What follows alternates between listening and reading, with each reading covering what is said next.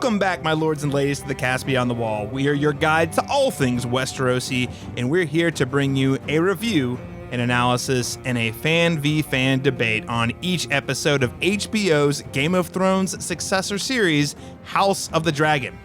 In today's discussion, we're going to provide our initial review of the House of the Dragon Season 1 episode, The Rogue Prince, before providing a breakdown of several of the storylines, and then we'll close out the show by speculating about what might happen next. I'm your host, Caleb Masters, and every time I step into a Red Lobster, I too have been called a feared crab feeder myself. Someone's got to feed those crabs, man, and I just can't let them lay victim like that. Come on. Also joining me, our returning co-host, sir, introduce yourself. Hi, I'm Daniel Stoll, and I just want to say I think Viserys actually would be I really want him to be my dungeon master, because I don't know if you guys saw those minis in that like epic sort of like table he had, but I'm like the eternal DM in any of my groups. I've never actually got to be like a player, but I feel like I want him to be my DM because he would have some really cool minis and we could really get immersed into the campaign. Says the guy who, and Harold can confirm for me, has giant minis in the background right now that look like King's Landing. So I see why you have so much in common with him, Daniel. True. I'm so excited to welcome this week's very special guest host. This is a first-time appearance on the Cast Beyond the Wall. Our friend, Sir Harold of House Story, who tells the tunes of the tunes on the Tunes podcast. Sir, welcome to the Cast Beyond the Wall. What a wonderful intro. I appreciate it, fellas. And you did check out, right? There are miniatures in Daniel's background, right? I see thousands of them, it looks like. He's painting one right now. So, Harold, before we get into some of the announcements, I just, to give our listeners a bit about your perspective on Game of Thrones and especially House of the Dragon so far. What'd you think of Game of Thrones real quick as a whole? We'll start there. Game of Thrones I was a big fan of. I mean, I would come to your house when we were having the watch parties and watch it every Sunday. I just love the immersive storylines. I love the characters. There's someone everybody can relate to or at least enjoys watching. There's several times where I was just absolutely flabbergasted by the things that happen, and I love that. I love not being able to see something coming like that. And you get that a lot, of course, in Game of Thrones, get the Red Wedding, stuff like that. I think that was the first big one that I was like, oh my God, like that just tore my heart out. It was awful. Red Wedding is brutal. I wouldn't say I'm an apologist, but I'm not unhappy with how the series ended, personally. I had a lot of fun watching that, especially with my friends, and I allow myself to enjoy things. So that probably was a big factor in that. But yeah, man, I love it. I've rewatched it. I think I've watched it twice all the way through. I haven't watched it a ton of times, but very nice. That's great. May I recommend they have recently added the 4K HDR versions remastered to HBO Max. Even if you don't have a 4K TV, you still get the HDR and the remaster. So the long night, especially if you got a decent TV, you can actually see what's going on. Nice. Now. You can see the brand of the label on the water bottle in that one scene. Oh yeah. Definitely see the water bottle. Well, it's good to have that perspective. I didn't think the ending was perfect, as listeners know is very well recorded, but I think there was still a lot of positive things to say about it. So, even if it was very imperfect, but I want to turn it to House of the Dragon now. So what did you think of the pilot episode, the first episode, Heirs of the Dragon? I'm a big fan of like getting background on things. And so I was really excited in that first episode hearing like all these names of places or like people that we've heard about a lot in Game of Thrones. And then actually getting to be like, oh my God, that's like, we've heard about them. We've heard about that place. We've heard about like the history of these things. I think it did a really good job of setting up like kind of what we're going to be working with and the relationships and like interpersonal conflict that's going to arise. I think they've done a great job setting that up in that first episode. I was into it the entire time and really invested, and I'm excited to see like, what they try to do in this first season. Excellent. So when I asked you, Kay, can you do our second episode? You watched episode 2 because you wanted to, not because you're like, damn it, I've got to do a podcast on this thing. No, I like it, man. I'm invested. I'll watch every week for sure. I know we, before we started recording, we were talking about how people were kind of on the fence about watching it or not. that had watched all of Game of Thrones. I remember being excited, like just hearing about this coming out. I don't know. I've always been like that. Like, wow, more of this thing that I like is coming out. Like, that's awesome. Like, Right. Yeah. I understand that not everyone feels like they need more of a certain thing. I get it. I am increasingly feeling that way about MCU television shows. That's a different podcast. But I also think that we have not been nearly as oversaturated with Game of Thrones as we have superheroes. So I'm much more interested in what we're doing here. Well, when did the last season end? I mean, it's been years. 3.5 years. Yeah. So I mean, it's not like, Marvel is the perfect example of like exhaustion. It's like every other month they're coming out with some new thing that nobody cares about, and yet people still watch it. It's a whole thing. I've gone on tirades on various podcasts about this, and I won't. Every time I think I'm done with Marvel, they do something to pull me back in. Godfather. No, it's straight up. It's that they pull me back in. I was like, after Love and Thunder, I was like, all right, Taika. I saw the Taika Waititi Thor movie. The second one, it wasn't as good as Ragnarok, but I still had a good time. Right. I'm really, Black Panther, Wakanda Forever. I don't have a lot of momentum for this right now. I'm checking out, and then they show up with a trailer that made me cry, and I was like, well, I guess I gotta see Wakanda Forever now. For sure. And you famously loved Morbius. Oh yeah. So man, speaking of Matt Smith, man, I gotta see the dance. He had a Spider-Man 2 moment here. What if he dances in this show? I would die. Please, there's opportunity, max opportunity. I mean, Marvel's like the first Avengers came out like 10 years ago now, right? Like, I mean, they've been every year pumping stuff out over for 10 years. I mean, it is a little exhausting. And now being owned by Disney, I mean, that's just going to be a content machine forever now. It is a content machine until people stop paying for it. And again, separate podcast, but Disney is currently reallocating all the resources they have into pumping that machine up as much as possible. I'm like, but what about all those cool movies you used to make or that 20th Century Fox used to make? They're like, yeah, well, no more X-Men. No. Well, no, we'll get X-Men. They'll just be not the same X-Men, but it's the Kylo Ren more. Yeah, exactly. You mentioned people tuning in. Let's talk a little bit about. We're going to segue here into our little announcement section here. So, Daniel and I discussed last week with our guest Little Ron Chapman about, hey, almost 10 million people tuned in the first night to watch it. Biggest series premiere for HBO ever. Huge deal. Not as big as the final season of Game of Thrones, but biggest first episode, right? You're like, oh, that's pretty impressive. I was not overly surprised. I was very impressed, though. I still think it's very impressive. And I think Daniel was more surprised. Here's what I will tell you I was surprised by. Number one, within like 2 days, they greenlit season 2 of House of the Dragon. So we got that like almost immediately. But the bigger, and that was still not super surprising to me. The huge surprise just came earlier today before we started recording the podcast.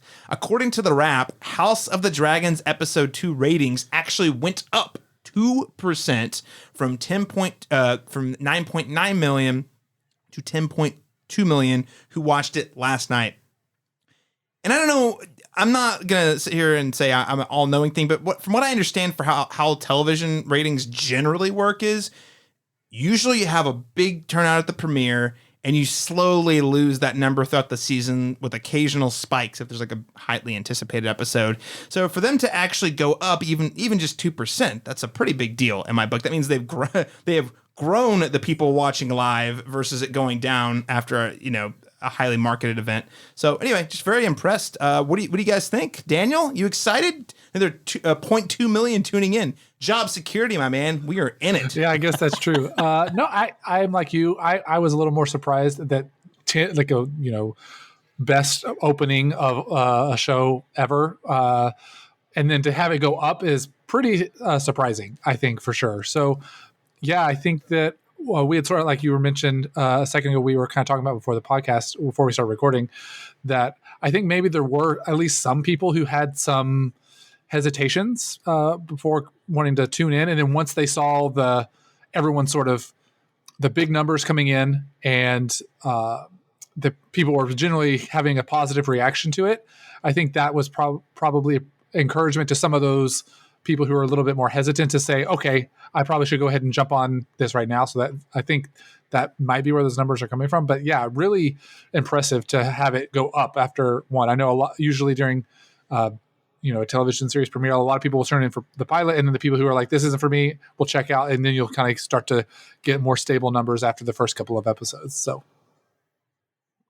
Well, especially with the number of people I saw react so viscerally and understandably to the stillbirth sequence, essentially. Like, I was sure they were going to take a hit for that.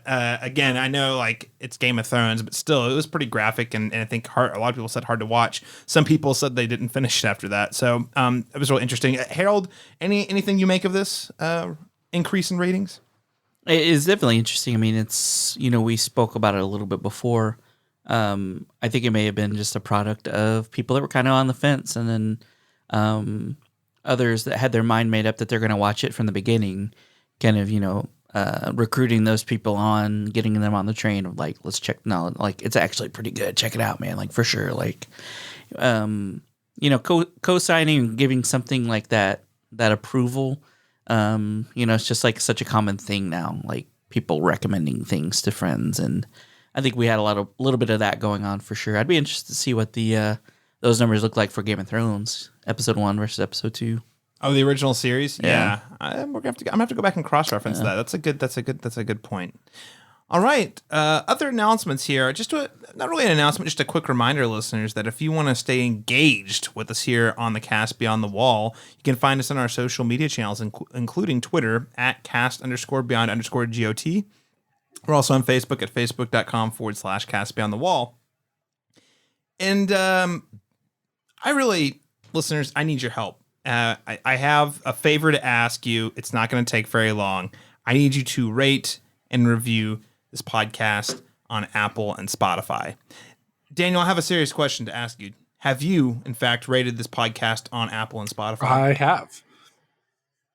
Oh, okay. You're one of the good ones. Harold? I need to. I still need to. Oh, you're one of those people. One of those guys. Nah, I don't think I've even done my own show. I need to get on that. No, you're good. It's like one of those things like,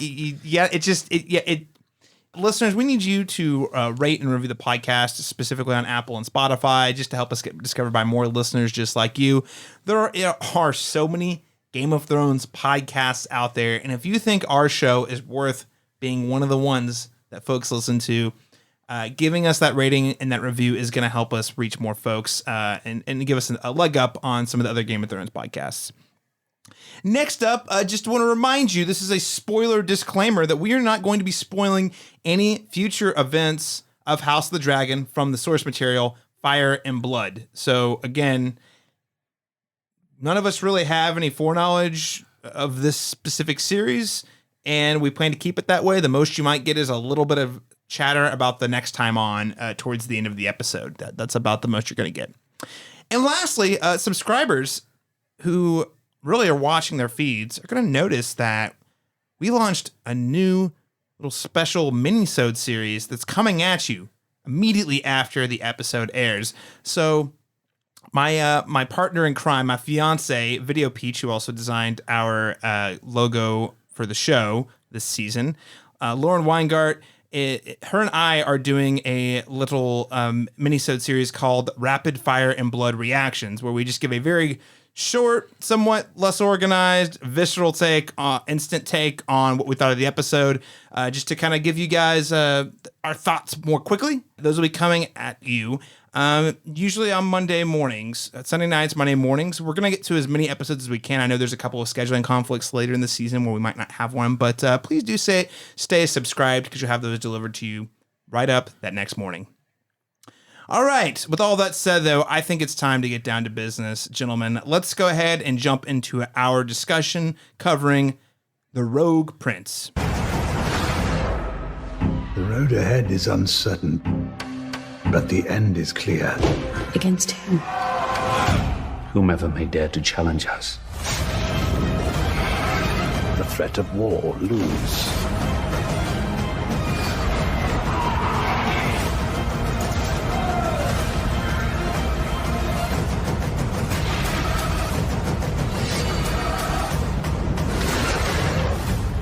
gods have yet to make a man who lacks the patience for absolute power, Your Grace. According to IMDb, the official synopsis for Season 1, Episode 2 of House of the Dragon, The Rogue Prince, reads, Rhaenyra oversteps at the small council. Viserys is urged to secure the succession through marriage, and Daemon announces his intentions. Again, classic IMDb. That is a very inaccurate synopsis. I do not think Daemon announces his intentions whatsoever in this episode. But there you have it. Thanks, IMDb. A couple of other quick fun facts about this episode. This was written by the executive producer, Ryan Condal, and directed by Greg, I'm going to try to say this, Greg Yaitanes, who is a very seasoned television director. So you can check out, he's done things from like Lost, Grey's Anatomy, tons of shows. Tons and tons of shows. And last thing, just to kind of provide a little more context about the time frame of this episode, because I don't know that it was made explicitly clear. It was really easy to miss. This episode actually takes place 6 months after Rhaenyra was named heir to the throne at the end of last episode. So, with all that said, we really should talk about the elephant in the room first, though.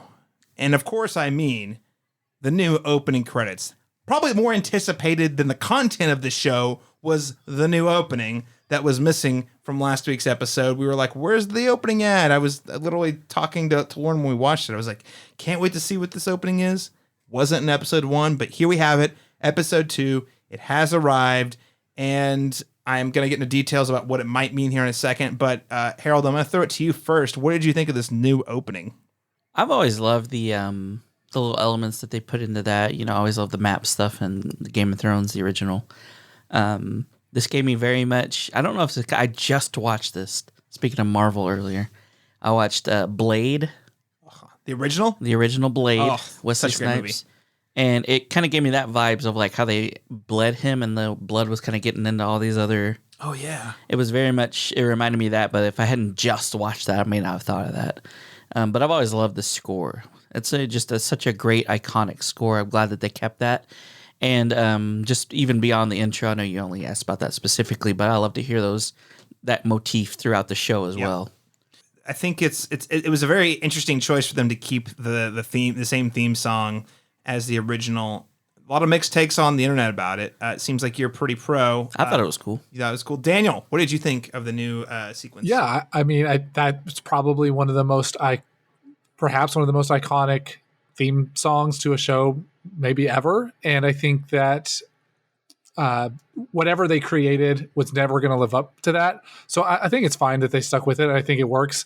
And I think that they did a really good job of sticking like with the same style. Like it's very artistically the same sort of opening, but obviously very different at the same time. And I will admit, I have not gone in and found what all the Easter eggs of the title are. And I'm sure that there are users out there on the internet who have already figured out how many Easter eggs are in there and stuff. I have not done that, but I still thought it was an enjoyable opening. I mean, the joke I think for some of us back when Game of Thrones was going on was that this was the one opening credits scene that we would not skip. When a lot of other shows you'll just skip it. You never skipped the Game of Thrones intro, and so I think that I think this is going to happen with this show too. I'm probably not going to skip it. I'm going to want to have that sort of introduction with the theme song and the moving parts on the screen as I get into the show too. So yeah, I think it works. All right. Works really well. I guess I'll be the dissenter at the table, and not really full dissenter. I'm just very conflicted, okay?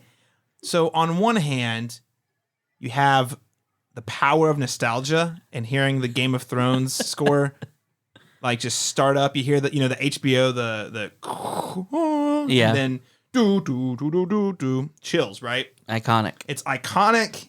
I've got so much nostalgia. It brings back so many happy / tormented memories because the show was so brutal. But it was like, oh man, I have no idea what I'm going to get in this episode every week, including in the title sequence. You're like, oh, is there going to be a new location on the map? It was always so cool to see what they did with that. So on one hand, I'm like, yeah, I'm cool with them reusing the same score, especially since, can you believe, Daniel, you kind of pointed this out. Ramin Djawadi, he's like, I gave you guys a perfect iconic score. There's no way I can top that. Like, what do you want me to do? So on one hand, I'm like, okay, it works. It definitely gets the job done. It in the same way, like Star Wars kind of evokes that feeling of, oh, I'm watching a Star War. Well, when you hear the dun, dun, dun, at the beginning of a Star Wars movie. This sort of is that same approach with obviously new visuals, which I'll get to in a minute. On the other hand, I just, I love Breaking Bad. I love Better Call Saul. I love that Better Call Saul had a fundamentally different theme than the Breaking Bad theme, because it kind of sets the tone and the pace for the thing you're about to watch. I also love that we get the Frasier spinoff of Cheers. Hello, iconic theme song there. I mean, hell, even the CSI shows had different Who songs in their opening credits.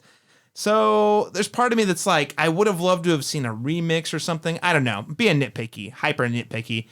It works. I'm happy. But there's that like 5% of me that's like, but what if they had done something different with the music? What would that have sounded like? Now that's the music. On to like the actual animation.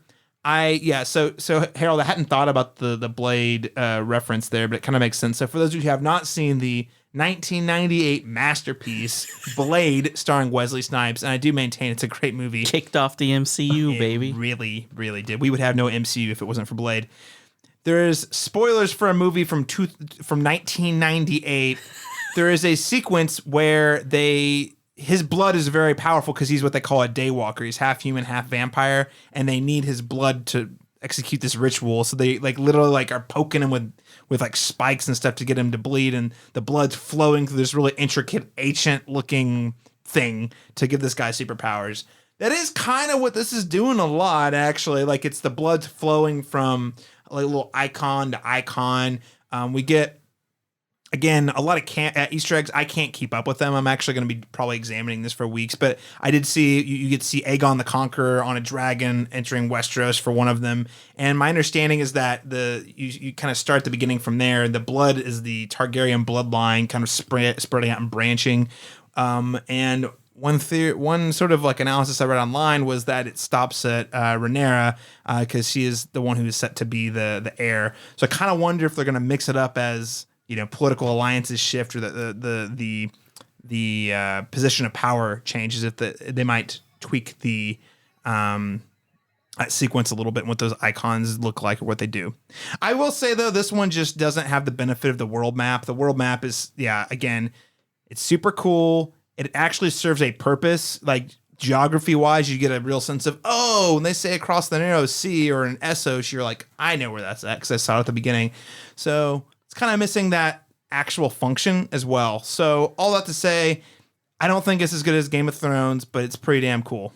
I wonder if it's because they're not really going to be as far spanning, maybe? Yeah. I don't know. I did love that about the Game of Thrones ones, is that you'd be like, okay, I guess this is where we're going to be, or this is going to be involved in some way, and they're kind of showing it to us. Well, and I don't necessarily want them to do the world map again. It's just like, that's the thing. That's the challenge, right? Yeah. How do you find, you come up with a thing. That bottle lightning again. Yeah, exactly. You come up with a thing that's just as cool and impactful and useful as what that was, but for a different show that still matches that show, right? Yeah. It's a tough one. I think what Daniel said, there's a lot of truth to it, though. Like, people are pretty fickle, man. And if it wasn't like, I think, whether they know it or not, they have something in their head of what something should be. And then if they make a new thing and it's not exactly that, it's like, oh, this is garbage. I want to know why they did that. Like, the people are just always going to have something to say. Well, thank you guys for sharing your thoughts on the opening. I'll be the downer here. Again, I'm not like totally hate. I'm still pretty satisfied, honestly, because again, the chills and just like the experience of like, what is this thing? What does it mean? Again, yeah, it's pretty great. And I can't wait till, either a listener who could, send us an email at castbeyondthewall@live.com, or some theorist on the internet to kind of explain what it means. But like I said, I think the icons you run to are different, like generations of Targaryens, which is cool. All right. So what did we think of the episode specifically, though? Daniel Stoll, I'll start with you. I enjoyed this episode. I feel like there's some parts of this episode that I may have hit higher for me than the last episode, but there's also some parts that hit lower than last week's episode. Overall, I think it was a really good follow-up to what we got last week. I feel like it was really character-focused this week. Like, we really got a lot of Viserys focus, which means that some other characters we didn't focus on as much, but that's okay. It's only the second episode. What I also probably enjoyed the most at this episode is we really got to follow up. It really does remind, and we said this last week too, it really does remind me a little bit of season 1 Game of Thrones, where there's a lot of focus on political maneuvering, just people talking and the tension that exists in these as these people are interacting with each other, everyone trying to subtly sort of position themselves into different places. I really thought that worked well this week. So overall, I would say it was a good, solid follow-up to last week's episode. Okay, so Daniel's feeling pretty good about it. What do you think, Harold? Yeah, man, we're getting some good like underhandedness, some good conniving going on, which is like I want to mainline that stuff, like, you know, Littlefinger in Game of Thrones. I always loved the stuff Harold, that he had going on. I know. Listen, I'm pouring one out to my boy, Littlefinger. Listeners can't see, but I do have a little shelf of Littlefinger back here. God rest his soul. Rest in power to the Pinky, for sure.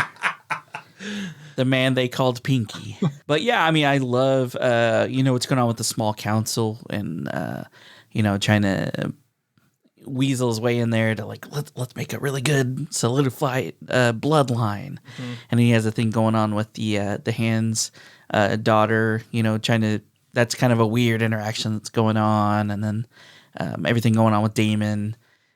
It's just cool to see, you know, we're kind of all in the same area, but just moving these pieces down the track a little bit more. Yeah, no, absolutely. So I'm going to piggyback off what you said there, and this will be my first official prediction of the season, because this is all things I don't know, legitimate prediction, because it's also what makes episodes like this way more impactful for me. Viserys ain't going to make it through this year, guys. He's dead for sure. He's Robert Baratheon this year. Sure. This man is a dead man. I mean, there's so many ways he could die. Is the thing. It's like, is the infection gonna get him? Maybe. Is Daemon gonna get him? Maybe. Is his daughter gonna like get so pissed off at him that she decides to kill him in his sleep? Maybe. It's like he's just as you know, he's not exactly. While he seems well intentioned, he seems to be making so many bad, dumb decisions. Yep. You know, so there's that. So anyway, I want to say this to say, because it's going to add color into why I like this episode so much. Because I am very confident he is not going to make it. Again, just based off of my gut. I love that we're getting to see the political maneuvering that's happening now, because you're like, okay, we know this guy is not going to be on the throne for too much longer, right?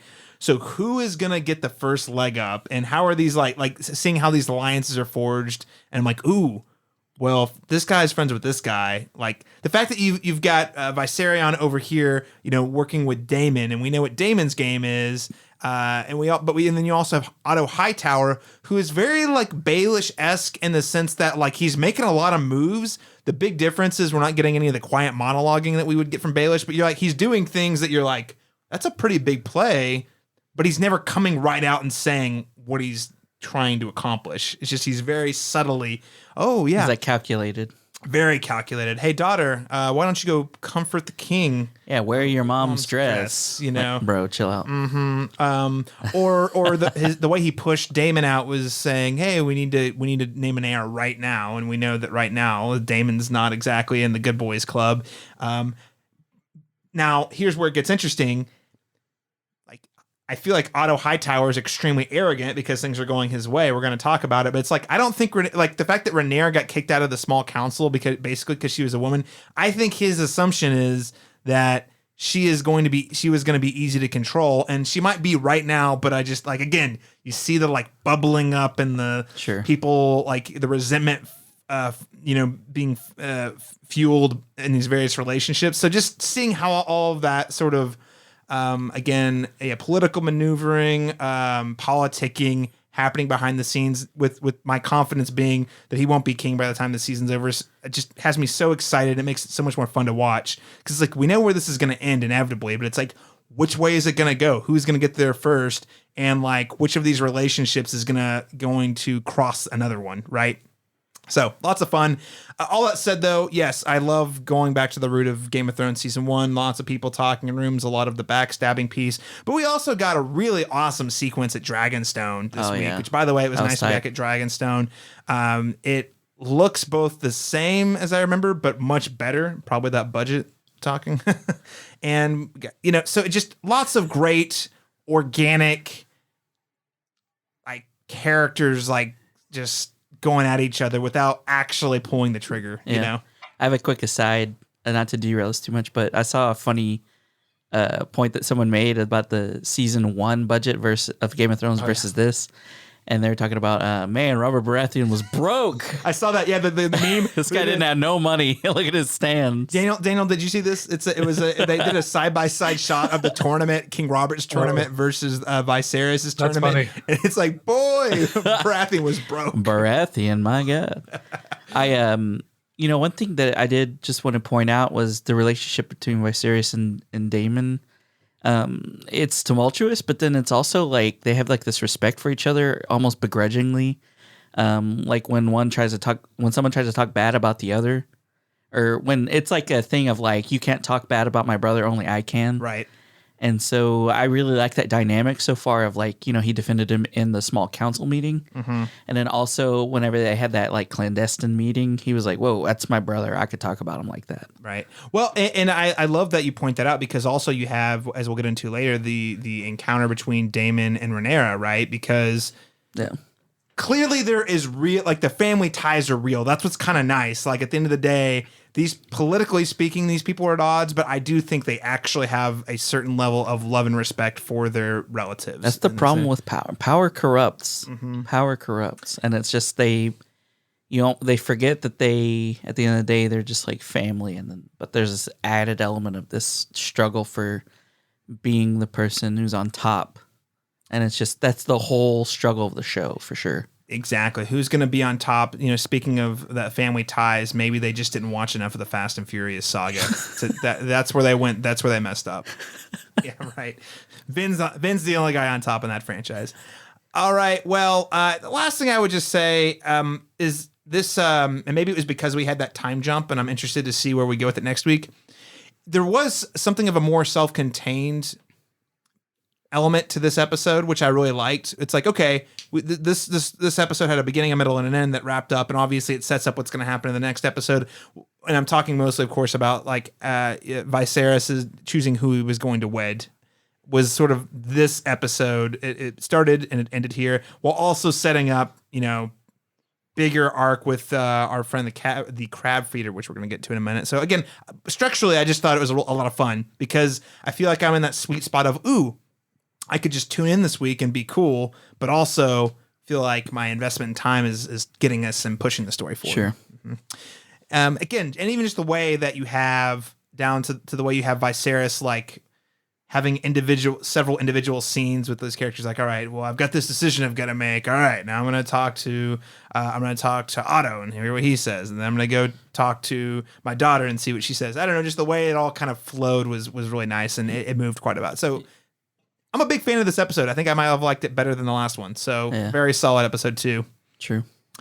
With that said, though, let's go ahead and get into sort of our storyline by storyline breakdown here. And let's start with the war from the east that is on the horizon. This, of course, is that bigger storyline that I was alluding to that is clearly not wrapped up in this episode. So pirates that are led by the Crabfeeder from Braavos, I say in parentheses, in quotations, the Crabfeeder from Braavos, they're invading islands that could impede the trading routes of the Seven Kingdoms. And of course, the Sea Snake, Lord Corlys Velaryon, demands that they be taken out, but King Viserys resists going to war because, war's not fun, guys. I mean, is war really necessary right now? We can just give him money, right? Yeah. So, what would you guys and I think we can actually use this to talk about his role as of a king in general, but what did you guys think about Viserys' resistance to sort of squashing this invasion, despite his guy, the Lord of Ships, coming and saying, we got to stop this because it's going to be really bad for us if we don't do something. Harold, I'll start with you. Well, I mean, I think that kind of reinforces this narrative of the difficulty of having that position. You don't really have like the luxury of being able to be just like ride or die right away. Yeah, man, let's do it. He's got all kinds of other things, all kinds of other factors, relationships to consider. And I think it's just I told you I was conflicted about him earlier, like whether or not I like him very much, which I think that I do. But as a leader, I do think he has like a very a good grip on, taking a moment and trying to think things through as opposed to just, jumping at the first sign of like any kind of struggle and looking without leaping, so to speak. But yeah, I think at the heart of it, I think is what it's trying to show is that, he's trying to be a little bit more measured as opposed to just right away jumping into something. Mm-hmm. All right, so you are having what I would consider a very generous reading of this, which is saying he's just saying, "Hey guys, let's cool our jets and think through this." I think that's what it's like they're trying to do. I don't know. He just seems very, just him as a person, like you were saying earlier. He was kind of asking different people in different combinations of settings what he should do. So I don't know. It's just interesting. I don't know that much about him, so is it the paralysis by analysis? There's too many things to know what to do, so I don't know how to make a decision. Or see, I hear what you're saying. You're like, that would be naturally the right thing to do, which is go get advice from my counsel. However, as we'll get to later, I don't think it matters, right? Because he doesn't listen to any of them. So. Well, I don't think we know that right away.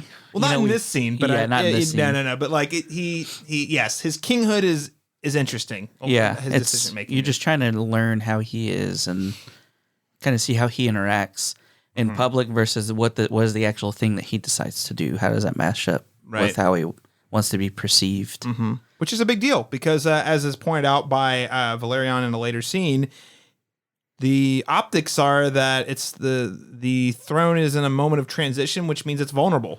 So it's a good point. It's a good point. Even his brother dunks on him later. It's a bad quality. What quality? Being a king. He lacks a pretty big one in his brother's opinion. His brother does not respect him as a leader whatsoever. Right. Daniel, what would your take on his stance to not immediately fight off the Crabfeeder? I actually really appreciate that point because that's definitely not where I was thinking, but I think there is some truth in what you're saying. But for me, I feel like after 2 episodes, I feel like Viserys is just a guy who he does not like conflict. And so he is doing everything he can to avoid that conflict. And so he's been looking for reasons to not have conflict. I mean, I think we saw that even at the beginning of last week with the episode where he, instead of, looking at his wife and saying, hey, like, this is a really tragic thing that's happening. Let's talk about like how we want to handle this. He pretends like it's going to be okay for her and doesn't inform her of her own, what's happening to her own body type of thing. He avoids that hard conversation. Right. And so, true. By the way, I real quick, I just want to point out Miguel Sapochnik, the executive producer and the director of last week's episode, went as far as to say he basically murdered his wife because she had no autonomy in the situation. Yeah. That was definitely tough to watch for sure. So I think he just wants to. He is so like you said. I think you said he was good intentioned. Like he doesn't want to hurt people's feelings, which is good. But like you have to have those hard conversations, especially if you're king. And so I think we're getting to see that he is just a person who does not want conflict. He doesn't enjoy conflict, and so his response has mostly been to try to avoid it and ignore it, maybe even. Again, which is not something you could do as conflict. Like I would say one of the main, responsibilities of a king is to manage conflict. Like that's you keep the peace by managing the conflict, not avoiding the conflict. So that's sort of what I was taking from this whole episode, really. And yeah, I think that's sort of my reading of what's going on with him. And I'm also kind of like you, Harold, where I think that I kind of want to like him, but then there's this like. That's exactly what I told Caleb earlier. But then he obviously had the terrible moment with his wife, and he doesn't, really seem to think. He goes to all these people, but then doesn't seem to listen to anything that they have to say. So there's I really have conflicted feelings about him, which is interesting. And so I want him to take some of those what I feel like are good intentions, and actually channel them into making good decisions, but he just doesn't. He just seems to sort of be really passive, and so that's frustrating. Yeah, I just want to echo the sentiment. You guys have said it well. There's part of me that feels like this guy's a nice guy, right? He's trying to do right by everybody. And he didn't marry a 12-year-old. That's his best quality. Yeah, see, but this is where you get in that. This is his best quality. He wouldn't have to bed her until she's 14. Oh gosh, that was like, so gross. Yeah, I was like, there's the Game of Thrones I know and love. Where you're like, it's when you start making moral compromises where you're like, well, when the lesser of two evils is he marries a 12-year-old. It's still evil. Yeah, it's pretty messed up. But you want to like him because he seems well intentioned and he seems like he wants to do the right thing. Big caveat though, despite seeming like he wants to do that, he more frequently than not has actually ignored the advice of others, done what he felt was right on a whim almost. And in this episode, as we'll talk about later, I think is really going to come back to bite him in the ass big time. I would say he's a weak leader in terms of Daniel, mostly because what you said, because he doesn't address conflict.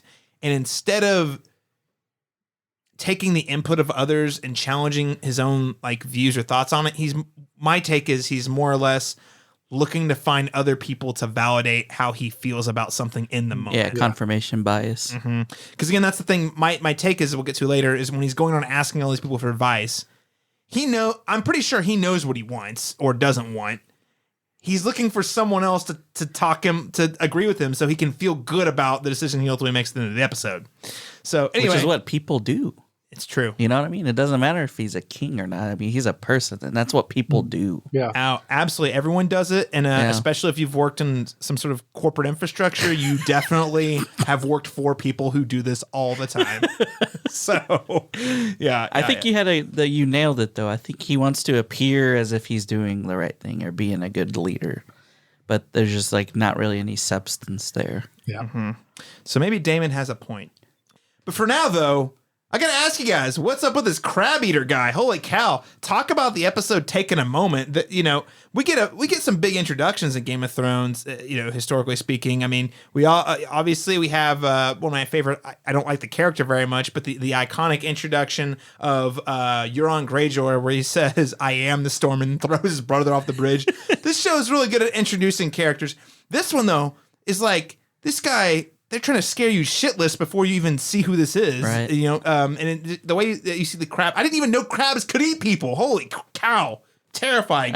What a turn of the tables there. It's usually the other way around. The other way around.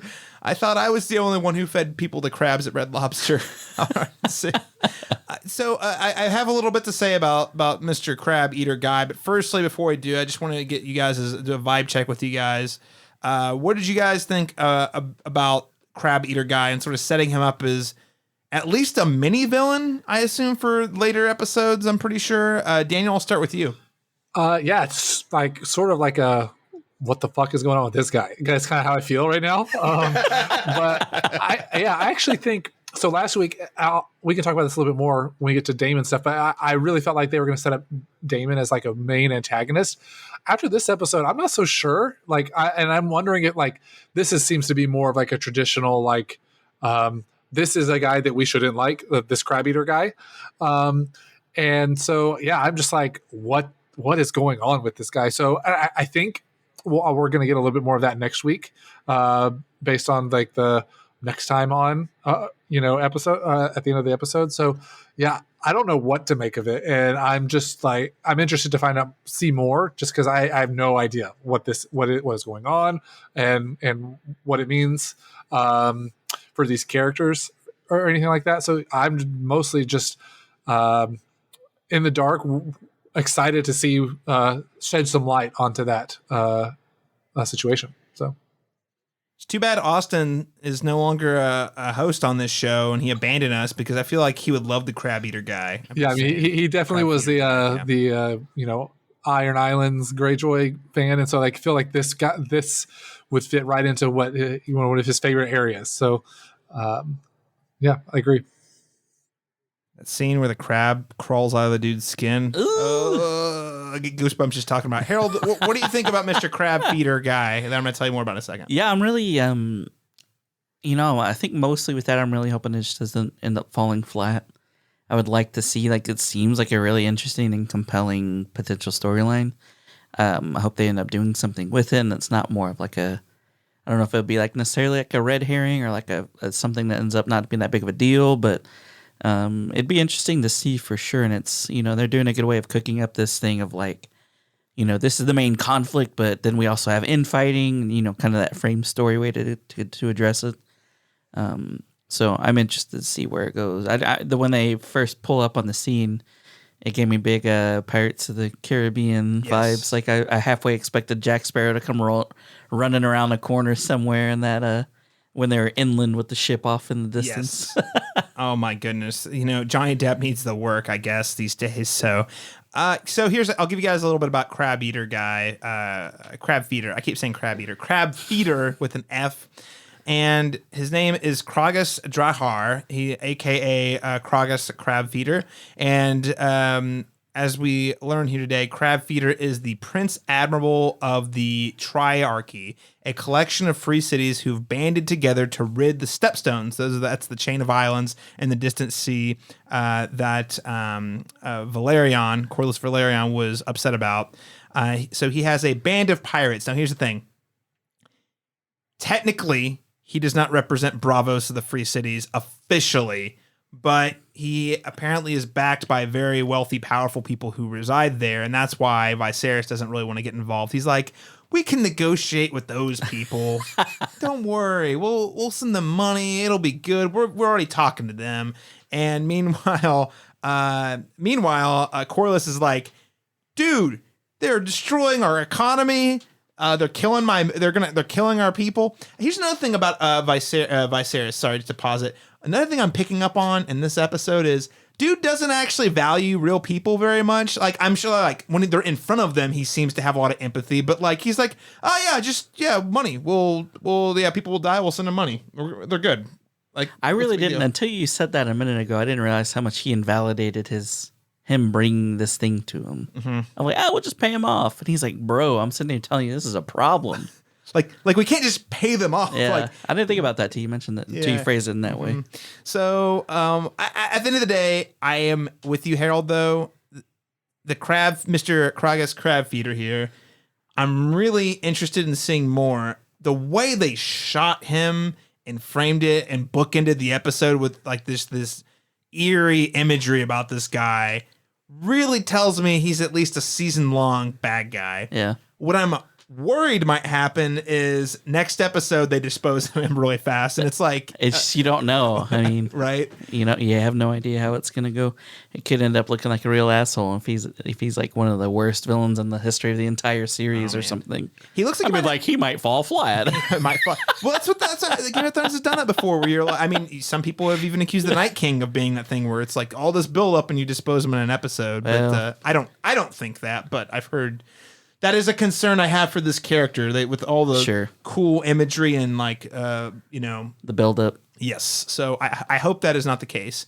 And we'll actually get to sort of more of the outcome of this storyline within the final episode, final scene of the episode later. But I do want to, for the moment, transition over to the main storyline of this episode, I would argue, a daring marriage proposal. So following the heated small council meeting where Viserys basically tells Corlys we're not getting involved in that nonsense. Classic politics. Corlys is like, shit, I gotta ask him that other important thing, but I just pissed him off. My lord, I'm so sorry. My harsher tone. Yeah, he did kind of lay it on, didn't he? But while I've got your attention, can I speak candidly?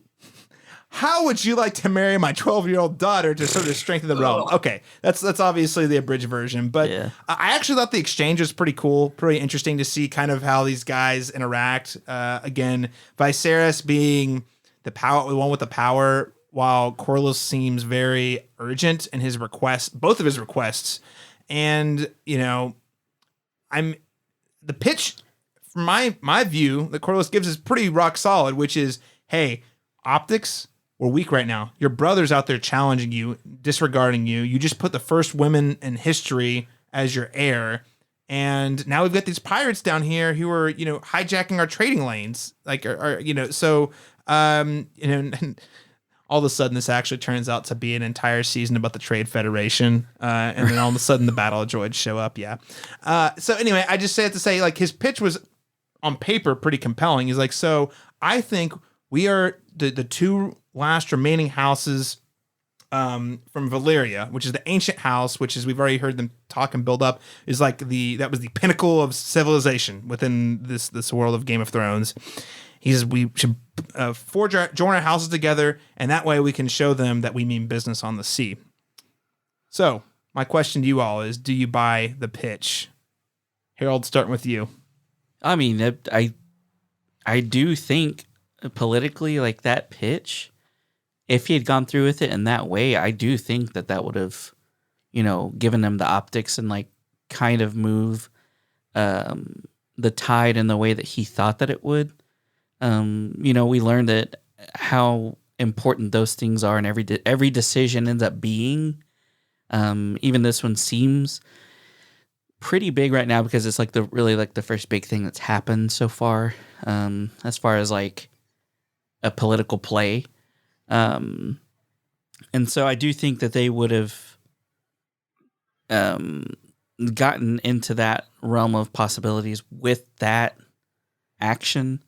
And it's like the whole weird thing, the whole 12-year-old thing is strange, but if you think in this world that if that's okay, I guess, then on paper, then that would have been, I mean, if your enemies see that you guys are just united with like the richest family in this region, and then that they have like the biggest fleet in this region, and you already have dragons on your side, people are going to be like, oh man, like this is big time for them. Like, these guys aren't screwing around. They are still a power or force to be reckoned with. Right. And so I think, like, it's just like a bargaining chip for him to try to get, someone says it in this episode where they're like, he just wants the most direct line to the throne that he can get. And I think that's very true. Yeah. I mean, Corlys is, again, absolutely out for himself. Oh here. yeah. He's playing the game for sure. But also his case is pretty strong too. Like, yeah. It's that what benefits him would also in this case probably benefit the quote unquote realm. It happens to, yeah. Right. Daniel, did you have any other thoughts on this proposition from Corlys? Yeah, I think you both summed it up pretty well. I think that, there was a huge focus on this episode for Viserys, you need to get married and have a son because you have no heirs. I know there's this whole patriarchy thing where they're the sexist patriarchy where they're not considering, a woman being a potential heir. So there is this huge push for Viserys to have a son. And so this is just Corlys making a move to put his daughter, despite the grossness of that, into a position to where he can have his direct son on the throne. And that he can have that motivation and also everything that he says be true, where it will strengthen the kingdom. Based on the way it sounds is that his family is one of the biggest or one of the strongest families or houses in Westeros at this point. So to join their houses in that way would be a huge sign of strength for the kingdom and for their own individual houses. And both of those things can happen simultaneously, like you guys were saying. So I think for me, even though his probably main motivation is to help produce an heir from his family, his case can also be true at the same time. So I think that's sort of what's happening here. So it's just a really smart move on his part because he has this ability to make sense while also it just being individually gaining for him in such a great way. I think he believes his pitch too. Like, I don't think he's just purely doing it out of self-interest. I mean, he knows it's benefiting him, but also I think he's like, no, this is correct. If you do this, it is going to be a win for everyone.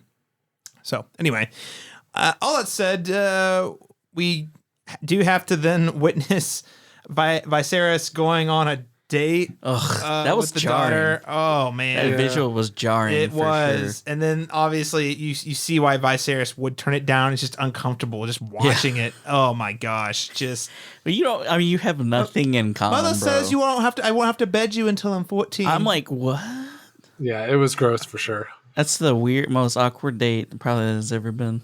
Mm-hmm. They have nothing to talk about. Yeah. So do you like bread? Now what? What was more interesting to me though was, okay, so this is out there on the table. is how Viserys, as I mentioned earlier, goes around to the various members of his small council informally and asks for their opinion. And here's what I loved about this. Obviously, yeah, you learn a little bit more about Viserys. And again, my take is that he is trying really hard to get someone to validate him on why he should not do this thing. The other thing that's really compelling to me is it tells you a little bit about each of these guys, like what they're about, right? So Otto Hightower, once again, is clearly resistant to the proposal, but he never says don't do it. He just says, I do not envy your position. Right, yeah. You know, he never says don't do it. He just says, that seems like I wouldn't want to be you, bro. Sure. Like, right? Well, he kind of has that personal connect because he lost his wife as well. Mm-hmm. So I kind of feel like he has like that. He's trying to make it feel like it's more of like a personal, like, I'm empathizing with you. Right. Versus like, as if he's not going to directly benefit if he ends up marrying his daughter instead. Right. Well, that's the thing. He never, that's again, it's just how he's positioned things. Yeah. He never says, well, you should marry my daughter. He makes that seem like the obvious choice. Right. I feel like Otto knows how to read Viserys / manipulate Viserys the best.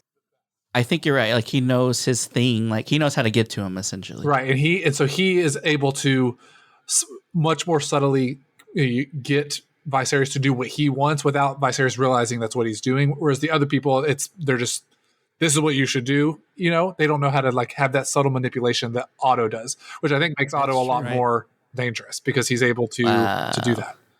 Yes. Otto is toxic. All right, cool. Oh yeah, like I said, he's making like little finger type moves, but like obviously we don't see him monologuing with in brothels like you would Baelish. But he just is like very matter of fact, subtly telling people to do small things but positions it in a way that when these scenarios occur, the choices and to his benefit. And also in that scene is we do see this Maester Melos who is treating Viserys to maggots via the infection. We didn't talk about this earlier, but the infection on the pinky, as you may recall in the first episode, that's where we saw the prick of the finger when he was shouting down Daemon. Yeah, has now led to another one of those infections that look pretty deadly. Maester Melos, just do your duty. This is you. You have to pick.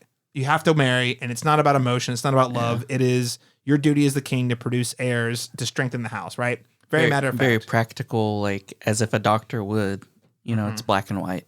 Now, on that note, though, I did really want to quickly talk a little bit about, the wounds. We saw one on the back last time. And I guess my take, especially now that we've seen what's happened with the pinky prick here, is that the last one also came from the throne. Isn't it just ironic that the throne is actually killing him? He true. sits on it, and it is in its own sort of way saying you're not worthy to sit on me. Right? It's quite literally a double-edged sword. Yeah, I think I actually love this. Like, I feel like there's kind of like what you just said, Caleb, just the symbolism of you don't have what it, like it's this small little prick or cut that comes on his finger that he ignores, and it develops into what, could he lose his finger from this? And I think like that coincides with what I was going to talk about earlier with he has these minor conflicts that start to crop up and he ignores them, and they're going to develop into much bigger problems because he's not addressing them. It's true. And so I love the symbolism of that and how that's for me what we know about his character so far. Obviously he could grow and change throughout the season, but for me, no, he's not going to grow and change. Let's be real. He's not. Well, yeah, I think he's going to die. That for me is, I think the metaphor that's happening with that. And I really like that. Also just your body literally can't handle sitting on the throne, like as a person literally can't manage, being king. And so like it will be the death of you because you're not, like, you can't manage this. I really love those subtle symbolism. I really think it works really well. That could easily be the thing that ends up taking him out too. That's what I love about it. It's like it could be one of these people who are going to be plotting against him, or it could just be that he just gets infected and doesn't treat it in a reasonable time frame. I love that. But anyway, I just want to call that out because we missed it earlier. Now on to the next sort of council he goes to. This is actually, I think, one of the last ones was Lord Lionel Strong, who's also very blunt. Like, hey, you're asking for my opinion. You want to do what's best for the realm. Waylor Velaryon, marry her.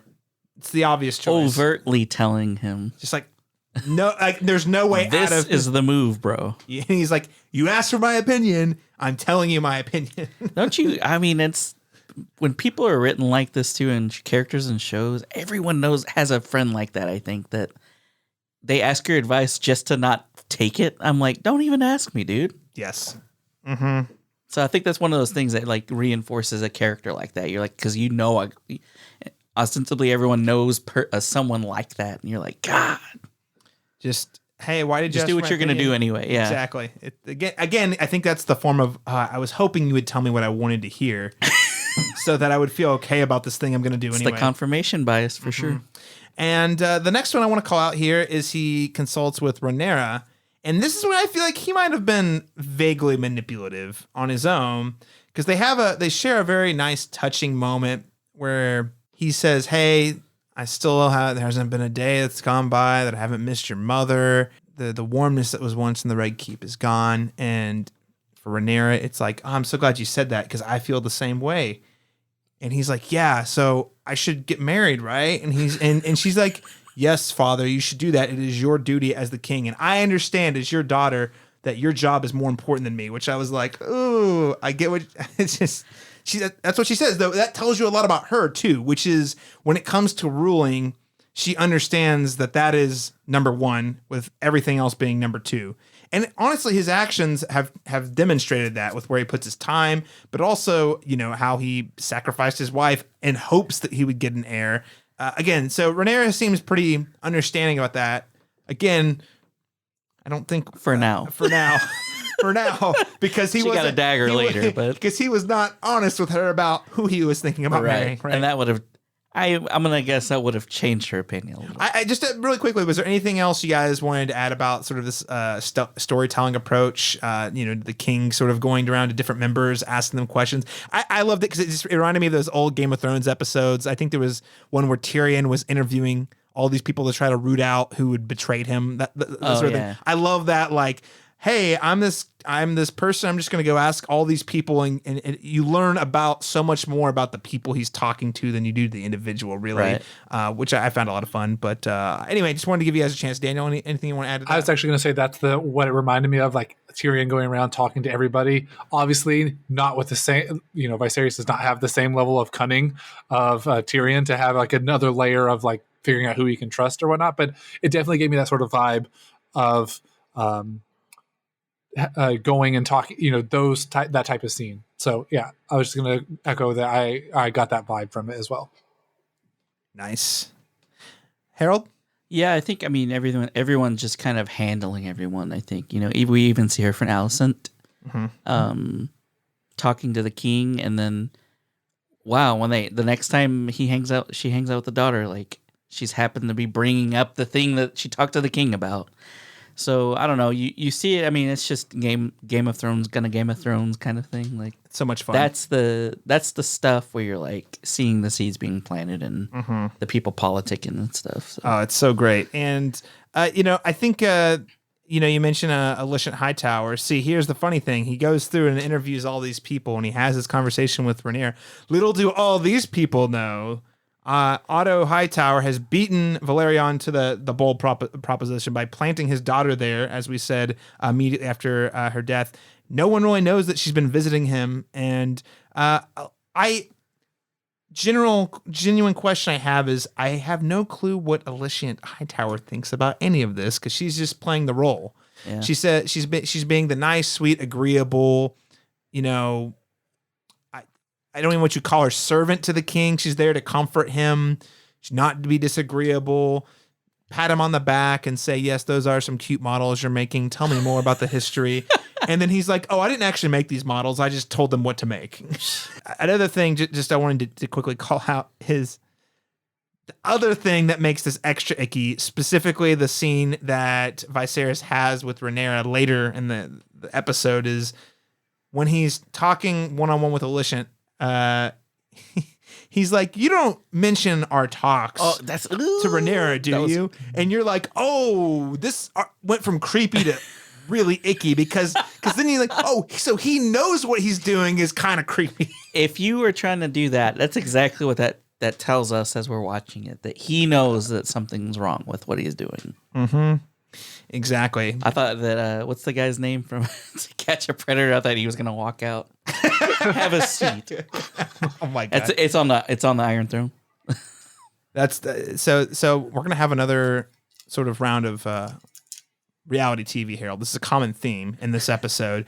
To Catch a King. To Catch a King, or is it The Bachelor? Because we get to the reveal where Viserys makes the unexpected decision not to marry into the Whale of Velaryon. He says, I'm going to marry dun dun dun dun dun dun. It literally cuts to everyone's faces. They're all looking at each other. Well, it does it like kind of twice, doesn't it? It's like, I can't remember what the first thing he says, but he like sort of stands up and is like, all right, I've made my decision. And then he like looks around. I'm going to marry. Like looks around again. Yeah, no, you're right.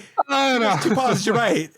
So it's like it does it twice. It does 2 pauses. Listen, he knows the pomp and circumstance. He's got to build it up a little bit. I don't know. Some people might hate this, but I loved how it was edited. That specific sequence. You're like, it felt like right out of an episode of The Bachelor. Like he's gonna pull out a rose and hand it to Alicent really quickly. Jeez. And even like The Bachelor, it's a scene where then Corlys says, "This is madness. How did you not choose my daughter?" He storms out. Yeah. What did you guys think of this sequence? I mean, obviously, I joke about The Bachelor. Did you guys think this was a fun kind of, the whole episode was building up to it? Like, what decision will he make? Harold, what did you think? I think we knew what he was going to do, man. I mean, he was looking for that the entire time. And so I think it was like that. It was supposed to be like drop and everyone would be like, but I'm like sitting there watching it like, dude, we knew what this guy was going to do the whole time. Like, don't front like we didn't. Mm-hmm. But definitely, I mean, they definitely ratcheted up the drama in it and, just kind of setting up the entire, like I was saying, pomp and circumstance of it. Mm-hmm. But yeah, I mean, I didn't think of it as comically as you did, but it was definitely cartoony. I can't wait. I can't wait. Someone, if they haven't done it already, I can't wait until someone on the internet edits it, like puts a YouTube video together. It's gonna happen. I can't wait. Right when he says that, it's like a cut to like in The Bachelor when they show the audience when they're like, yeah, exactly. Yeah, that's a good one for sure. Daniel, what'd you think, man? Yeah, I mean, I think I was saying the whole time, like, no, it was pretty clear. I think what decision he was going to make. He had pretty much resisted the advice that he was getting the whole episode. So I think that made sense. I think obviously the impact that it's going to have on later down the road is really that's what that's what we're waiting to see, and the impact that it has on Rhaenyra as well, because like she sort of shares a look with I was gonna say Alicent, Alicent. And so I think that I'm sorry, Inception. That now, maybe I'm saying it now. I am crazy, and I'm going to go back and watch the episode again to make sure I've been saying it right the whole time. Alicent,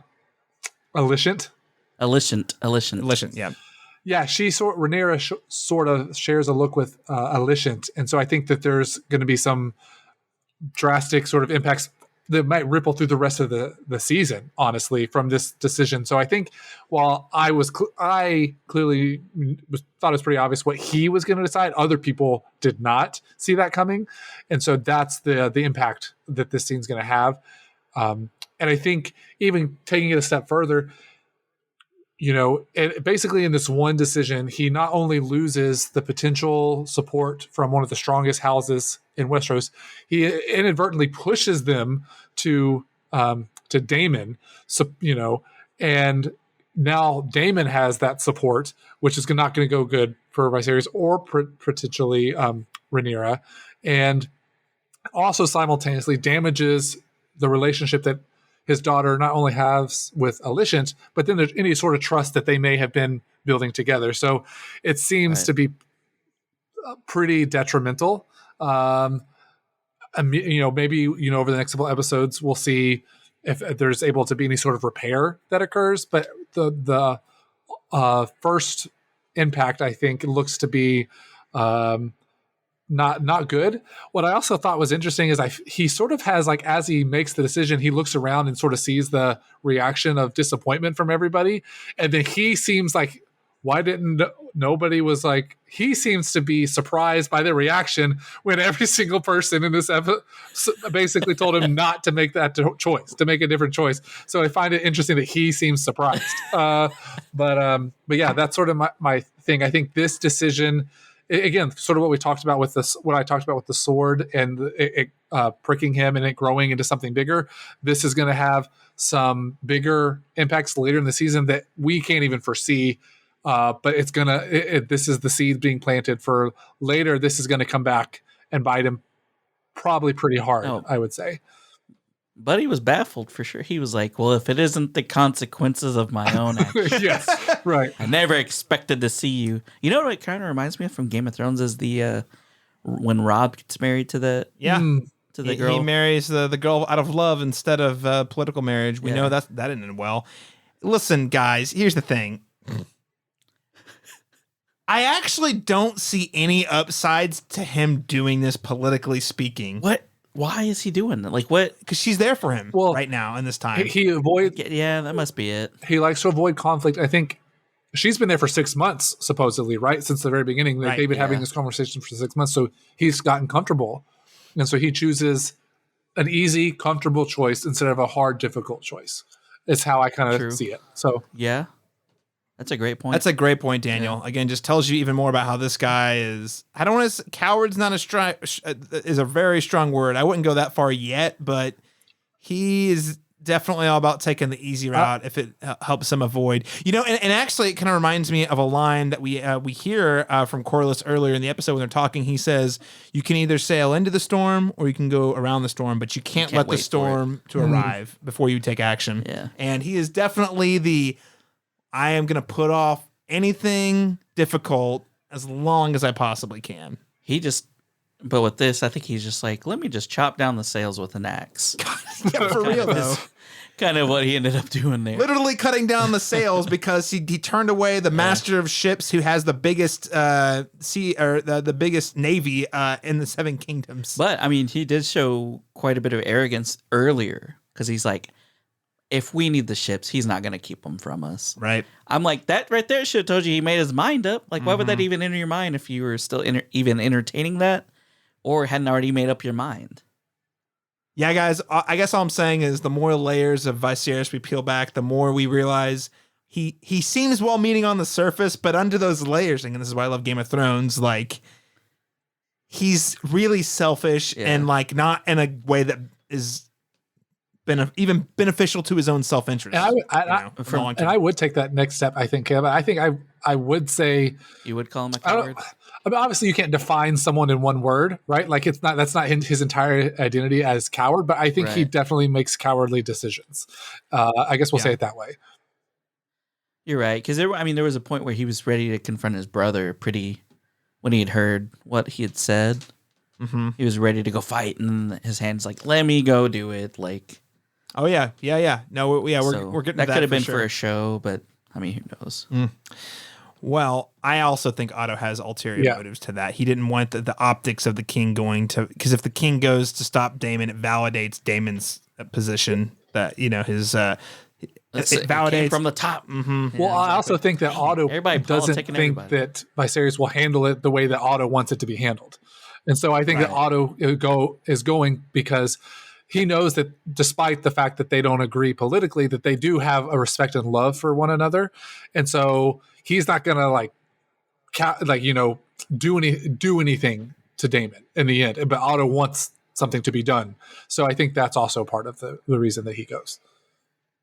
Well, we're already there. Let's just go ahead and move on to the Daemon storyline here. I mean, so Daemon steals the dragon egg that was previously held for Balon, who was, again, the dead heir, from Viserys, and Daemon is saying that he wants this egg is owed to him for his second marriage to honor the Targaryen tradition. He's having a second wife so that he can get a hold of the extra dragon egg. He also has decided that he is reclaiming Dragonstone for his own and he's using his gold cloaks, again, the army that we saw last week, as his military to do so. And again, as we already mentioned, Otto insists Viserys personally handling this matter is too dangerous and instead takes his own army. We talked a little bit about Otto's intentions here. What do you guys think Daemon's play is here in making such a bold public claim? Daniel? Yeah, this is the part of the episode where maybe I'm a little confused on where this is going. So maybe that's why I feel like it's not as despite the scene itself being awesome when they're on the bridge and the dragon coming out of the clouds with a really awesome cinematography shot. The stuff with him claiming a second wife and like the scene that they even have together, I'm like, what's happening? I'm a little I don't know where it's going. And so I'm a little uncertain of what this is. Maybe for me, what was weaker about this episode, but again, it could pay off later, once we see more. I just don't really know where it's going. So that's sort of my like initial sort of take on that. I do think that it's still interesting the relationship that Daemon and Rhaenyra have and how he seems to really respect her. Seemingly the only person that he truly has a deep amount of respect for. And despite the fact that they sort of jar back and forth, he gives her the egg without much of a fight at the end of it. Which makes me feel a little like scared because like I feel like with this inevitable civil war that seems to be coming on, that the two of them are going to be like the opposite, like the opposing heads of this civil war in some ways potentially. And so, but I really like their relationship. So it's going to be one of those things where like, oh, I kind of like what's going on with them, but they're going at each other and it's Game of Thrones. Right. So yeah, I think that part of the scenes really work. It's for me. So. Yeah, but the thing that doesn't work is for you is you're very unclear on Daemon's like motivation for this whole ruse. Yeah. I mean, I think for him, it's something like trying to show Viserys' weakness, unwillingness to do something, but the way in which he does it doesn't make sense to me. Like the capturing Dragonstone, okay, sure, I get that, but like I'm gonna get a second wife, and that part is the part that I'm a little like uncertain about. The other stuff makes sense to me. I think it's him like trying to show Viserys isn't willing to do what needs to be done as a king to protect Dragonstone. If he's not willing to protect Dragonstone, we can't trust him to protect the realm. He doesn't, and I think even Otto coming works in Daemon's favor, where he's like, the king wouldn't even come himself. He like sends someone else to do it. That sort of thing. That's sort of where I think it's going. It's just some of those extra, the wife part. I don't know. Maybe I missed something or something, but that part wasn't clicking for me as much. So my thought here is that he's using the wife thing to justify how he gets another dragon egg. So because the dragon egg means more dragon. Daemon has 2 dragons, which is more than 1 dragon, which makes him a bigger threat. So that was sort of my take about why they made such a big deal about the dragon egg, and also for him to make it a little bit make it personally insulting. Yeah. He took the egg that belonged to the previous heir, right? So anyway, that was sort of my take. He politically speaking, I think that Daemon is trying really hard to get Viserys to do something stupid so that he can justify taking action against him.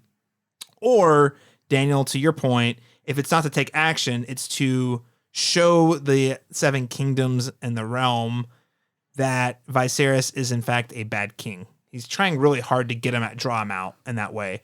Harold, what did you think about this?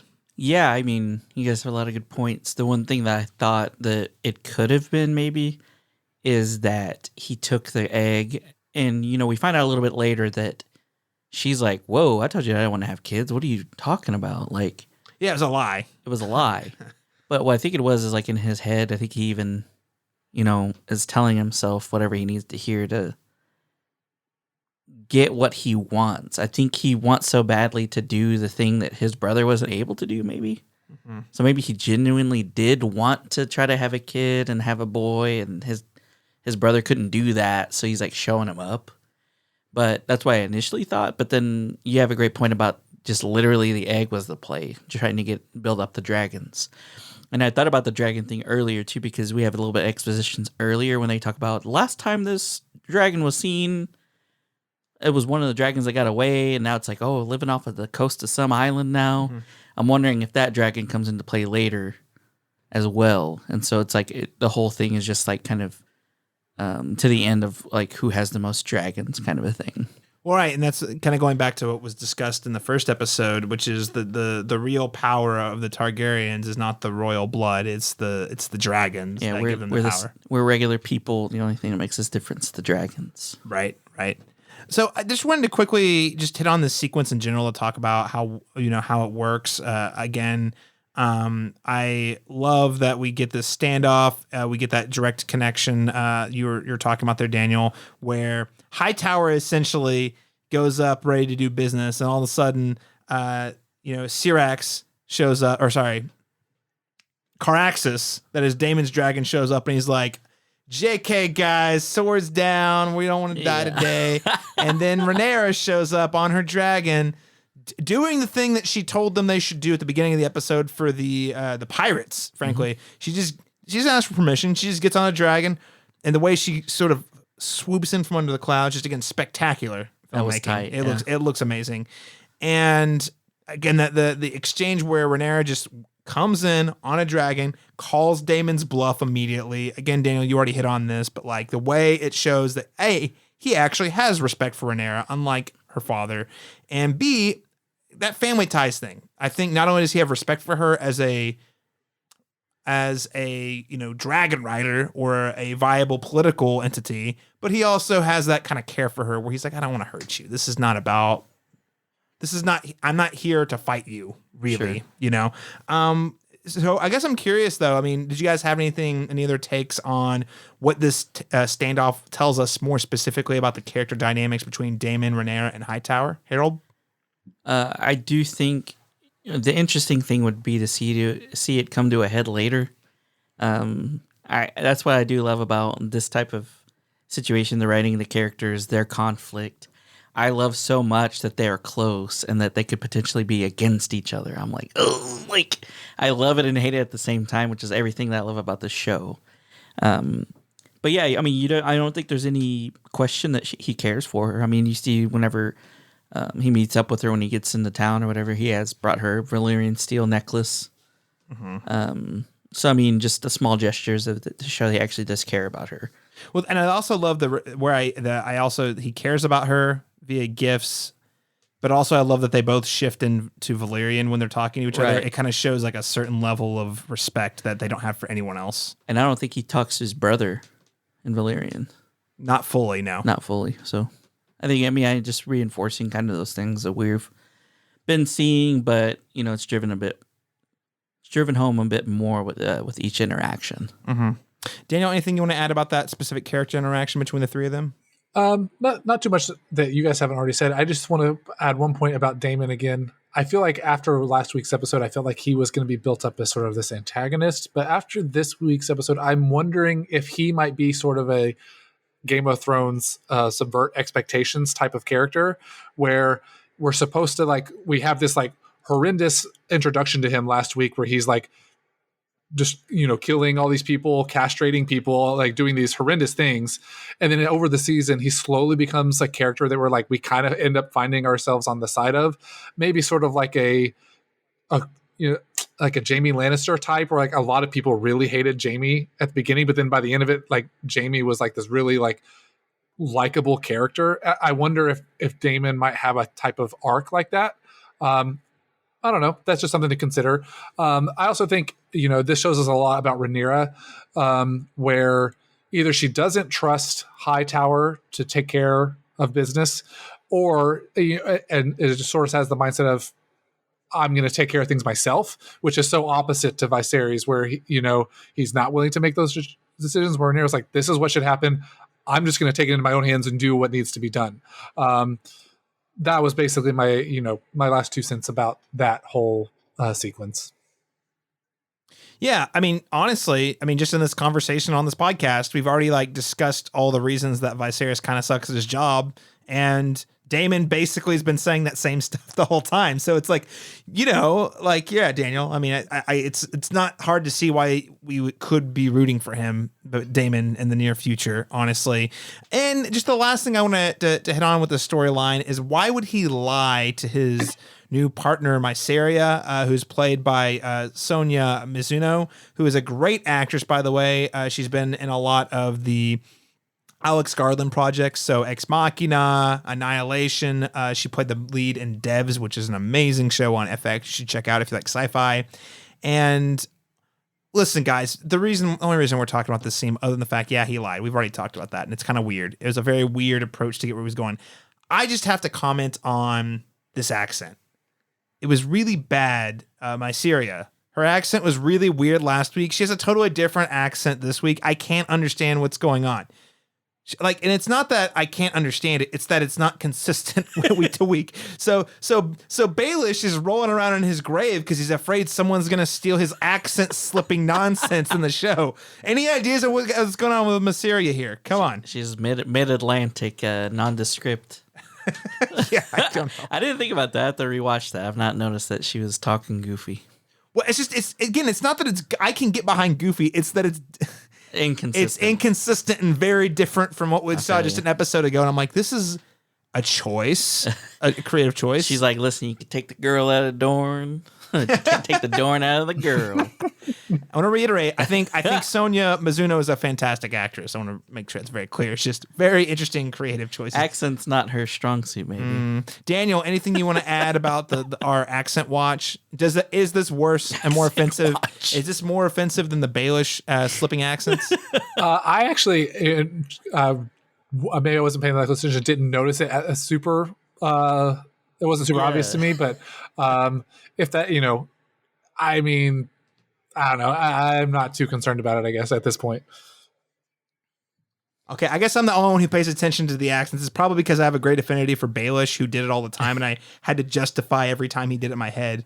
This guy's got a cold in that episode. Yeah, he's freaking. I always thought of a snake whenever I'd hear him talk, and I don't know if that was like intentional or something. Oh no! Yeah, they've been in Dragonstone for 6. Well, I guess we don't know when they exactly captured Dragonstone, but they've been in Dragonstone for a while now. The climate's different. Yeah. New culture. Yeah, exactly. All right, let's got a couple more areas, things I want to hit on here. This next one ties more directly in with what Daniel was saying about Rhaenyra trying to get business done, and her dad and the patriarchy getting in her way. Let's be real. So she was named heir 6 months ago. They still have her serving these people wine. And like she raises her opinion one time, and they're like, "Oh, my lady, we should send you where your talents are more needed." Picking out the prettiest knight to be head of the King's Guard. Holy crap! What the hell, guys? I know sexism, like it's inherent at times, but geez, Louise. Because the thing is, she raised a very valid point. At the end of the day, I don't know why we're afraid to do things. We have dragons. All we need to do is fly above them and burn a couple of things down, and they're going to stop. Because dragons. Right. And again, it's another one of those things where I think she actually is earning the respect of Corlys, because he's like, that's a good point. Why don't we just do that?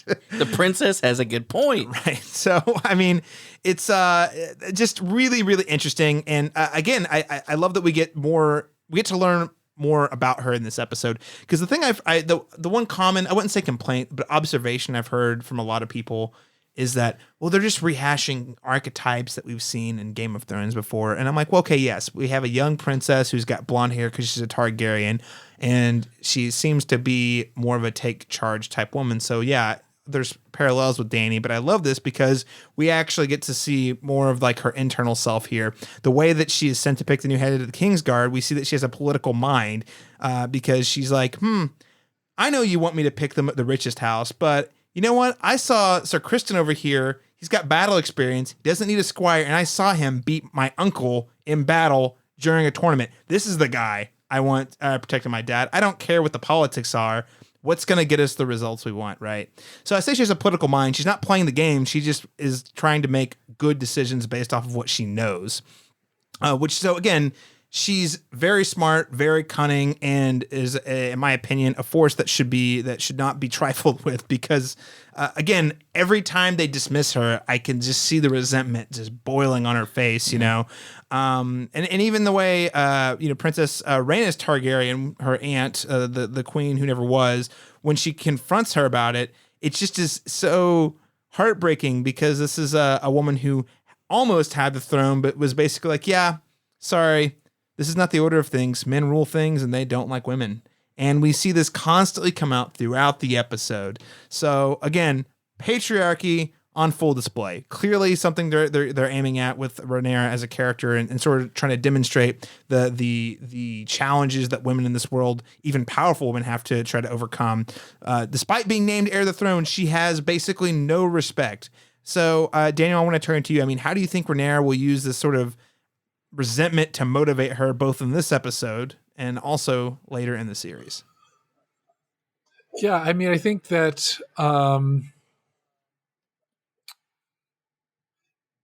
she definitely, uses it as motivation in this episode. That's why one of the main reasons I think she goes to Dragonstone is to, she believed that's what should happen. No one, that wasn't the exact scenario. She believed that they should use their dragons to show force. And so that's what she ends up doing at Dragonstone. And so, she is willing to sort of show people that, like, she knows what she's talking about from her perspective anyway. And so I think that's probably what, I would imagine that she continues to do. Maybe gets more emboldened as the season goes on, as a way to saying, like, I'm smart, I can be a good leader. And so I'm going to trust in myself and believe, in myself, and be able to show that I have what it takes to be a good leader. And I feel like she's already shown us that she could potentially be a better leader than Viserys, even just after 2 episodes. So I'm really excited to see how she continues to grow throughout the season. Again, I know that there's I have no idea where her character is going based on the book Fire and Blood that is out. So I don't know if I'm in for a huge tragic disappointment, but I really think that she has a lot of potential to be a really great have a really great character arc this season, and I'm really excited to see how she grows this season as a character.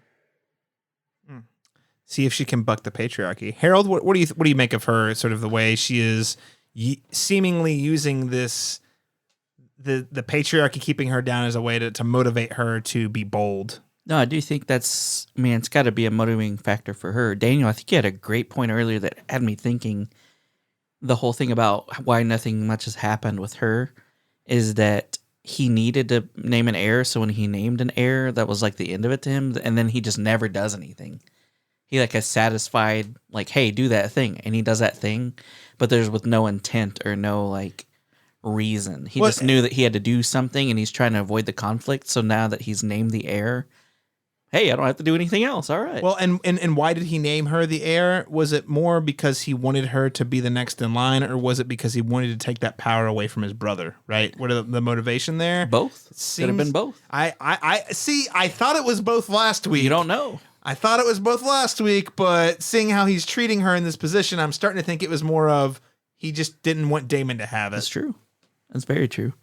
I do think that's very much. We're seeing the politicking coming out, of course. I mean, that's just quintessential Game of Thrones. But yeah, I mean, I think it is very much like he's done that to satisfy. He kind of gets, in his mind, her off of his case in some ways, and the other people that were hounding him to name an heir off of his case, and he can avoid his problems like he's been doing. I didn't think about that until, Daniel, you'd mentioned that earlier, kind of that being his primary motivation for a lot of his decisions. But that would really track with what we've seen from him so far. Yeah. Well, I'm excited. I, for one, am excited to see, how Rhaenyra continues to grow. I think, again, especially seeing how her father opted to, marry her best friend without consulting her in any way. That's going to be the big one, I think, where it's like, you know what, Dad, you suck, and I don't like you anymore. And she's 15. Is that what they said? He's my daughter, my 15-year-old daughter. He said at some point. I think she's 15. She's still a teenager. Yeah. And here's the other thing that's kind of interesting. I don't want to dive down this rabbit hole too much because I don't have a lot of. I haven't prepared a lot of an argument for this, but there's a lot of speculation that perhaps Alicent and Rhaenyra have a romantic spark in there potentially. Especially, we did have that one scene where they were in front of in the temple, in front of the statue of the mother, I believe. Yeah. Kind of sort of just very honestly exchanging their thoughts on the patriarchy, what her being the heir means, what it means for their friendship. But even going back to the very first scene when we saw them under the tree last episode, again, very light. It's not been too strong, but there is something there because I definitely don't think Rhaenyra, at least, has not struck me as a woman who is interested in men, at least. Daniel, you're shaking your head quite. Yeah, I've wondered the same thing. I haven't seen anybody, I haven't looked anything up and seen what other people have said about their relationship, but I've wondered if, obviously they are very close, seemingly best friends, and are very open and honest with one another, in a very endearing kind of way. I have wondered if they have been sort of setting that, some of those,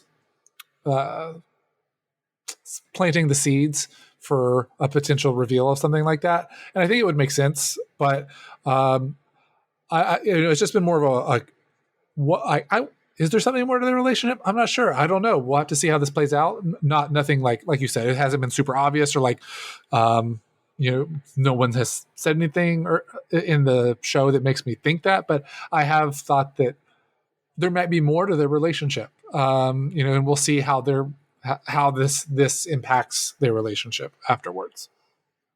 Man, it gets extra trippy after that because it's Rhaenyra has feelings for her best friend who is now her stepmom. Lesbian incest, the ultimate Game of Thrones thing to do, right? It's it's just weird. Oh man, yeah.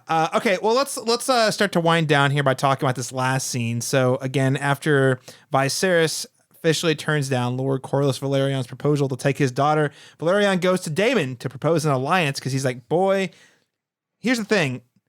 Whether or not Viserys sends people, I've got to defend this position, and my men are going to die. I need help. We have to show them what the Seven Kings is made of.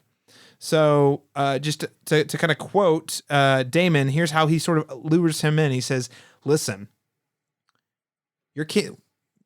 Viserys is a weak king. You have an opportunity here to earn the respect of the people that he doesn't seem interested in. So what he says here to Daemon, Velaryon says, waiting in the stepstones is a chance to prove your worth to any who may doubt it. The other realm's second son, Daemon, because Corlys is also a second son. Our worth is not given, it must be made. Which again, sort of harkens back to that Fire and Blood, take what's yours, or a little bit of the pirates way. What is it? The Greyjoy way, take what's ours. It's all so it's kind of providing him an opportunity to earn the love and the goodwill of the people that will theoretically earn him more followers to his cause and to his claim, right? So Daniel, what did you think about this? What could this new alliance between Velaryon and Daemon mean for Viserys, Rhaenyra, and the Seven Kingdoms? I mean, yeah, I think it's definitely, from what we understand, it's one of the strongest houses now joining up with or having some sort of tentative alliance between the two of them. So it definitely strengthens Daemon's side a lot, and I think that's sort of the overarching sort of looming threat that has happened now that these two houses have joined, or these two characters have joined together in this way. And it's going to be long-term detrimental to Viserys, and depending on how things go with Rhaenyra, potentially her as well. So because if Viserys does die, as we're sort of assuming that he's going to, from these wounds or whatever, and as of right now, Rhaenyra would be the one that steps into that place. And so she is going to have to take on all of his mistakes. And that could be that's what we were talking about earlier, Harold, where we were talking about like, oh, well, we like Rhaenyra, we kind of like the relationship they have with Daemon, but now they're against each other and you hate it and love it at the same time. And so I think that is sort of the impact that this has is Rhaenyra is probably going to have to take on the mistakes of her father, and that's going to be a very hard position to come into. He is not making an easy situation for her to step into the queen's role. Yeah, no, absolutely. I think Rhaenyra is kind of the wild card here, if you ask me, and we'll get to more on that in a moment. But Harold, what did you think of this sort of forging of an alliance? What could it mean? No, yeah, I do think it's just gonna. A lot of it depends on if he ends up dying, Viserys. I mean, because if he does, and then ostensibly she takes his place, a lot of things are fragmented. So they're going to have to figure out how are we going to advance, and then we have an enemy looming. I don't know. It's very interesting. I'm all blues, no clues on this part. But what if Rhaenyra and Daemon actually joined forces to take out the dead with all the dragons, boy? Yeah, I'm just saying it's not called a Dance for Dragons with nothing, and I have no knowledge. I'm just throwing that out there because. Again, after the move of marrying her best friend, who potentially even could have been a romantic interest, it definitely does not seem like Rhaenyra is super happy with her dad. Right. Yeah. Well, also the other thing in that scene, man, Corlys is laying on thick. He's like, "Listen, we're built different, man. We're self-made." Like he was laying it on thick for him. I love it. And so yeah, that part. But that's also where we see Daemon kind of stick up for his brother, where he's like, "Whoa, bro, that's my brother. I could talk about him like that, but not you." But then he tells him like, "Yeah, he's a bad king." I'm like, "Bro, you like stuck up for him just to like dunk on him." That's a true brother for sure. Classic sibling rivalry. All right, gentlemen. Well, I can't wait to see what happens next week. Now, as part of our new segment, one of the ways we're winding down the show is we are concluding each episode by awarding honors to various characters in the episode. So the ones that we'll hit on every week: who wins, who loses, and who is the biggest wild card. And I'm also going to hand out a special award this week, starting off with most haunting character introduction. Craghas Drahar, a.k.a. Gotta do that again. that was great. Yeah. Impression for a minute. That was an Akbar. It's a crab trap. Please tell me the guy talks like Admiral Akbar. Oh my God. He just like the next scene he comes up, he just like comes out of the water. It's a trap. It's just like goes back in. He just walks sideways everywhere. We haven't seen him walk. We don't know how he walks. Our ships can't repel dragon fight of that magnitude. Oh my God. Okay. Most haunting character introduction. It's Craghas Drahar, aka the Crabfeeder. So pretty haunting. That's my special award for the week. Big agree. Harold, as our special guest, tell us your picks, this week's winner, this week's loser, and this week's wild card player. Okay, I think this week's wild card is going to be Daemon. I have a real hard time figuring out what he's going to do, and I love that. That's what I love about the show. I'm like, is he going to do something that on face value seems like it would be the obvious thing for him and then flip it in some way that's interesting? I don't know. The loser is, what is her name again? The daughter of the king, or of the hand. Oh, Alicia? I feel like she's just been kind of thrown around, and I don't know. I think she's just trying to make everyone around her happy. And like, I just feel like this week she loses because she's like become like this pawn unwillingly, and she's just trying to make people happy. Like, see, this is my big question with her is we haven't really gotten a lot of insight into what she's thinking. So it's like, is she politically motivated here as well, or is she just a pawn? I don't know. That's the yeah, we don't know. Yeah. So for me, she has to get married to old boy. So for that reason, she loses to me. Mm-hmm. And the winner, man, who would the winner be? I think the winner is us, because we're seeing this chaos, and I love that. Chaos is a latter. All right. So the winner, this week's winner are the viewers of the proverbial game.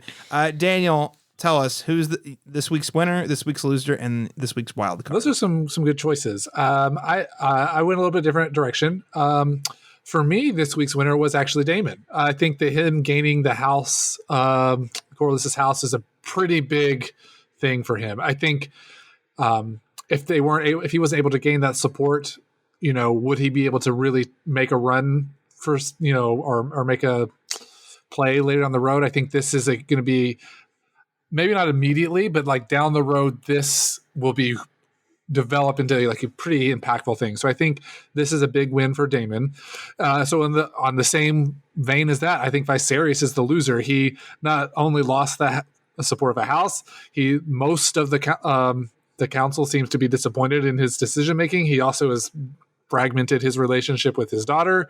I think he's a pretty big loser this week. And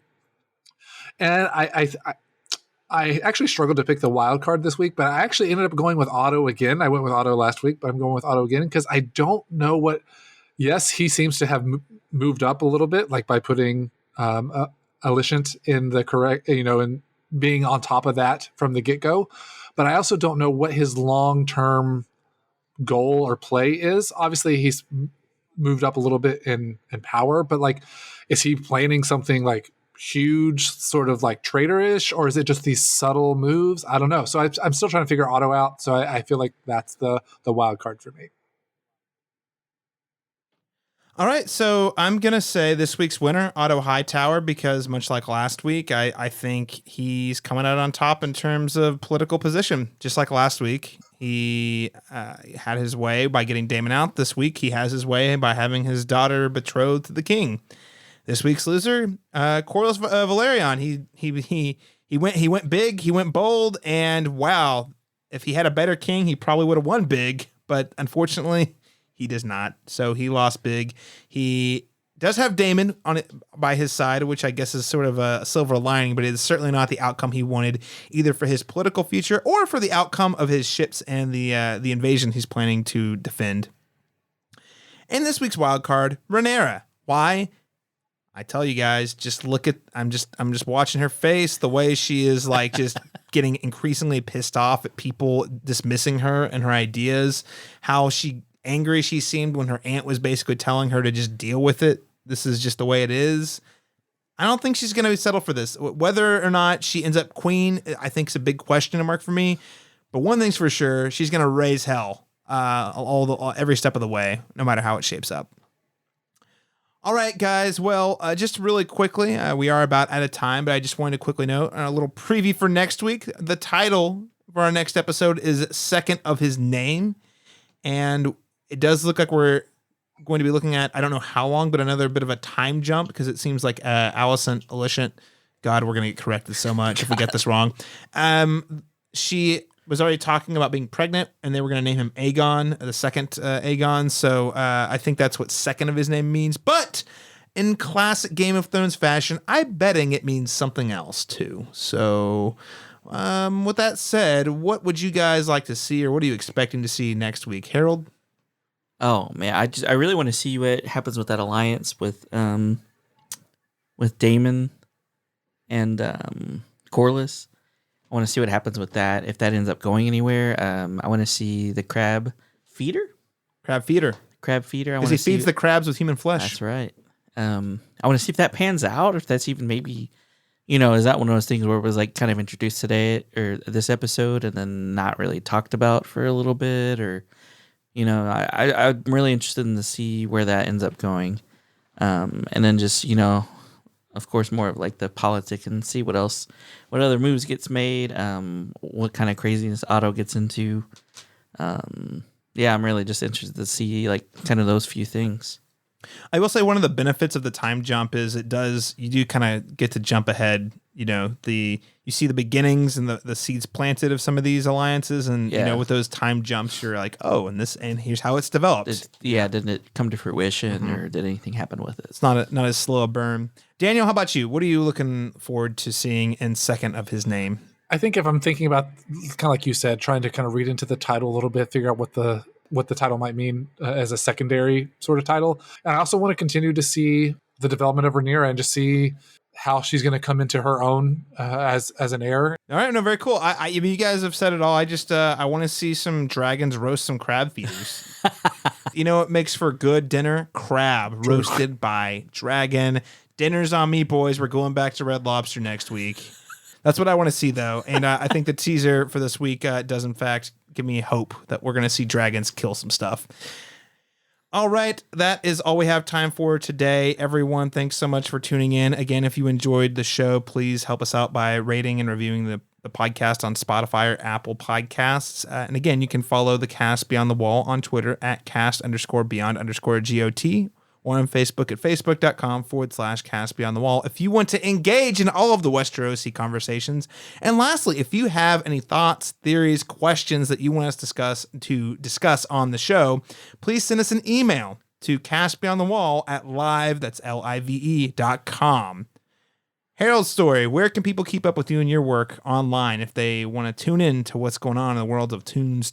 Yeah, for sure. You could find me on, you can find the show on Instagram, Facebook, Twitter. It's Tunes Podcast, just TUNES/TOONS. And then, listen to us on Spotify, Apple Podcasts, wherever you find your podcasts. You could follow me personally on Instagram, Twitter, Facebook, Harold Story, just my name. Well, hey, your latest episode is over one of my favorite childhood films, Digimon the movie. Big fan of that one. Love it. Big nostalgia trip for me. Just even seeing the cover, because you posted the cover art as sort of your promo image, and I was like, damn, I need to go back and watch that. So listeners, check that out. Daniel Stoll, where can people keep up with you on the World Wide Web? Yeah, like I said before, I've actually deleted most of my social media at this point in my life. So I'll steal one from Austin back from our pre-show is... give us a rating or a comment, and I'd love to see what you have to say there. But if you want to send something to me directly, you can find me at my name, Daniel Stoll, the number 23 on Twitter. Lastly, you can find me tweeting about film, television, and video games occasionally at C Masters Talk. That is letter C Masters Talk. You can also keep up with all of my work on film review and film analysis over at the cinematropolis.com. This week, later, we are doing an August retrospective. We're talking about some of the best movies of August 2022.